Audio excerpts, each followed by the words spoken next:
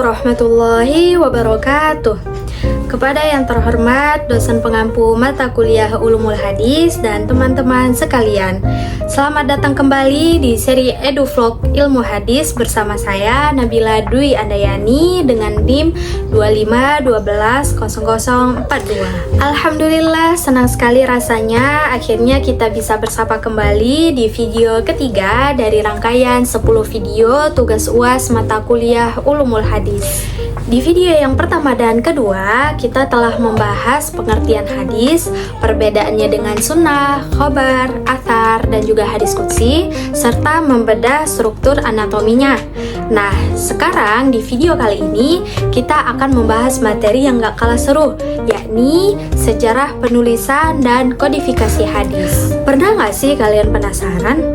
Kan hadis itu diucapkan oleh Nabi ribuan tahun yang lalu. Lalu gimana caranya bisa sampai ke kita sekarang dalam bentuk kitab-kitab hadis yang tebal? Apakah dari zaman Nabi sudah ditulis atau hanya sekedar dihafal?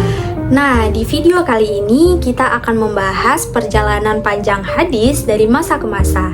Jadi tonton sampai habis ya.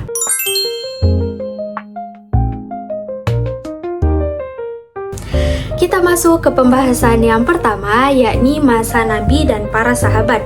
Ini adalah era di mana hadis itu keadaannya masih sangat segar, langsung dari lisannya Rasulullah Shallallahu Alaihi Wasallam.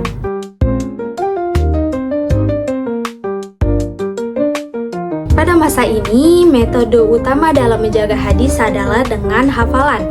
Para sahabat, mereka itu memiliki ingatan yang sangat kuat.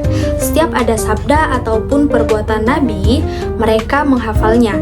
Nabi pun bersabda, "Semoga Allah mencerahkan wajah orang yang mendengar ucapanku, lalu menghafalnya, lalu menyampaikannya." Selain hafalan, hadis juga dijaga dengan pengamalan. Apa yang Nabi lakukan, para sahabat langsung meniru dan mempraktikkan. Jadi hadis itu hidup di tengah-tengah mereka.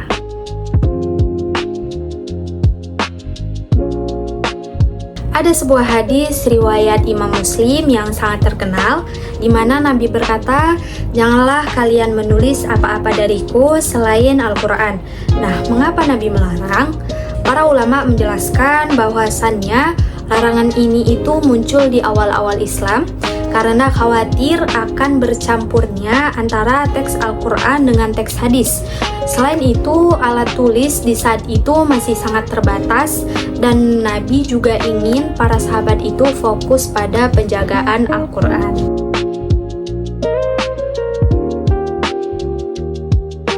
Jawabannya ada. Ini adalah poin penting. Larangan Nabi di atas itu sifatnya adalah situasional.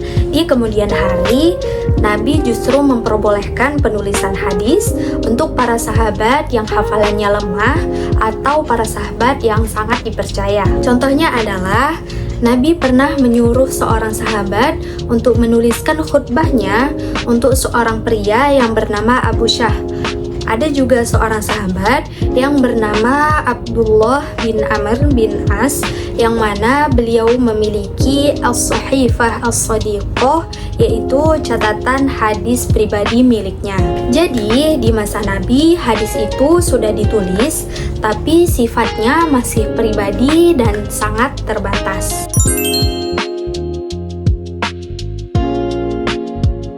Kita pindah ke masa berikutnya, yakni masa tabi'in, generasi setelah para sahabat.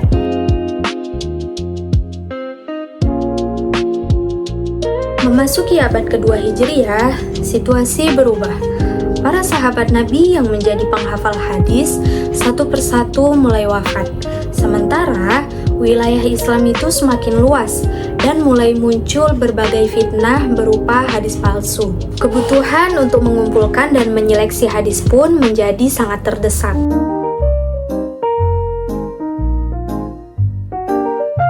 Melihat kondisi ini, seorang khalifah yang bijaksana, yakni Umar bin Abdul Aziz, mengambil sebuah langkah besar. Beliau memerintahkan para gubernur dan ulama untuk mengumpulkan hadis secara resmi dan sistematis. Siapa tokoh utamanya? Beliau adalah Ibnu Syihab Az-Zuhri. Beliau adalah ulama besar tabi'in yang pertama kali merespons perintah khalifah untuk melakukan pembukuan ataupun kodifikasi hadis secara besar-besaran.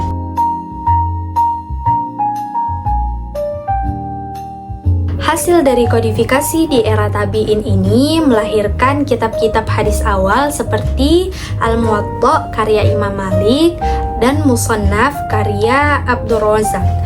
Kitab-kitab ini sangat penting, tetapi isinya masih bercampur antara hadis Nabi, fatwa para sahabat, dan fatwa para tabi'in. Jadi isinya belum murni hadis Nabi.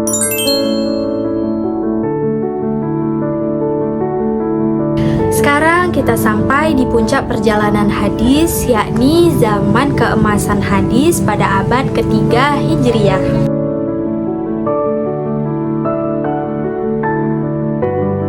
Pada masa ini muncul para ulama besar yang fokus pada penyaringan dan pemurnian hadis Nabi. Mereka tidak hanya sekedar mengumpulkan, tetapi juga menyeleksi mana hadis yang benar-benar sahih dari Nabi dan mana yang palsu.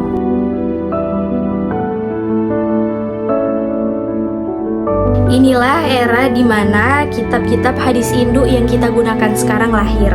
Para ulama ini menyusun kitab-kitab yang isinya murni hadis Nabi dan disusun berdasarkan bab-bab fikih. Nah, kitab-kitab ini dikenal dengan sebutan Kutubus Sittah atau 6 kitab induk. Di antaranya adalah Sahih Bukhari, Sahih Muslim, Sunan Abu Dawud, Sunan At-Tirmidzi, Sunan An-Nasa'i, dan yang terakhir adalah Sunan Ibnu Majah. Imam Bukhari dan Imam Muslim adalah dua tokoh terdepan yang berhasil menyusun kitab-kitab hadis dengan standar kesahihan yang sangat ketat. Wah, nggak terasa kita udah ada di penghujung video ketiga nih teman-teman. Jadi kesimpulan EduVlog kita hari ini adalah yang pertama, bahwa perjalanan hadis itu melalui 3 fase utama, dimulai dari masa Nabi dan sahabat yang fokus pada hafalan dan penulisan pribadi. Selanjutnya masa tabi'in, dimulainya kodifikasi resmi secara sistematis, dan yang terakhir adalah masa keemasan yang fokus pada penyaringan dan pemurnian hadis hingga lahirlah Kutubus Sittah. Kesimpulan yang kedua adalah bahwa perubahan metode dari hafalan ke pembukuan ini didorong oleh kebutuhan mendesak untuk menjaga keaslian hadis dari kepalsuan dan kemusnahan. Dengan memahami sejarah ini, kita jadi tahu betapa gigih dan ilmiahnya para ulama terdahulu dalam menjaga keutuhan agama Islam melalui periwayatan hadis.